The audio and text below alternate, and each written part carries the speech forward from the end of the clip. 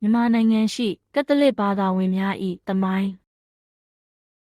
မြန်မာနိုင်ငံမှာကက်သလစ်ဘာသာဘယ်လိုစတင်ခဲ့လဲသိချင်ပါသလားလာလေ့လာကြည့်ရအောင်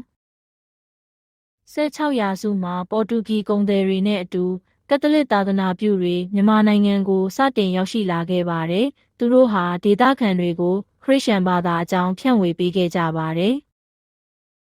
အဲ့ဒီအချိန်တုန်းကဘာသာပြောင်းသူအရေးအတွက်အများကြီးမရှိပေမဲ့မျိုးစေ့ကိုစတင်ကျဲချခဲ့တာပါနောက်ပိုင်းမှာသာသနာပြုအဖွဲ့တွေအများကြီးရောက်လာပြီးလုပ်ငန်းတွေကိုဆက်လက်လုပ်ဆောင်ခဲ့ကြပါတယ်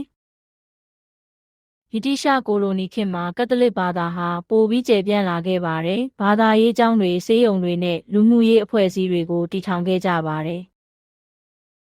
ဒီအဖွဲ့အစည်းတွေကပညာရေးနဲ့ကျန်းမာရေးစောင့်ရှောက်မှုတွေပေးပြီးလူမှုအတိုင်းအဝိုင်းကိုအများကြီးအထောက်အကူပြုခဲ့ပါတယ်။ကက်သလစ်ဘုရားကျောင်းတွေဟာမြန်မာနိုင်ငံရဲ့မြို့ကြီးတွေမှာထင်ရှားတဲ့နေရာတွေဖြစ်လာခဲ့ပါတယ်။လွတ်လပ်ရေးရပြီးတဲ့နောက်မှာကက်သလစ်ဘာသာဝင်တွေဟာမြန်မာနိုင်ငံရဲ့လူမှုရေးနဲ့ဘာသာရေးမှာအရေးပါတဲ့အခန်းကဏ္ဍကနေပါဝင်ခဲ့ပါတယ်။နိုင်ငံရေးအပြောင်းလဲတွေကြားထဲကနေဘာသာရေးကိုဆက်လက်ထိန်းသိမ်းခဲ့ကြပါတယ်။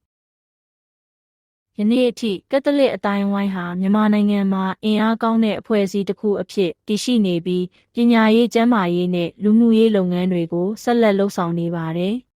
။ဒီဗီဒီယိုကိုကြိုက်နှစ်သက်တယ်ဆိုရင် like လုပ်ပေးပါ comment မှာလည်းသင်တို့ရဲ့အမြင်တွေကိုရေးသားပေးခဲ့ကြပါနောက်ထပ်ဗီဒီယိုတွေအတွက် subscribe လုပ်ဖို့လည်းမမေ့ပါနဲ့နော်ကက်သလစ်ဘာသာအကြောင်းကိုပိုမိုလေ့လာခြင်းနဲ့ဆိုရင်အောက်က link မှာဝင်ရောက်ကြည့်ရှုနိုင်ပါတယ်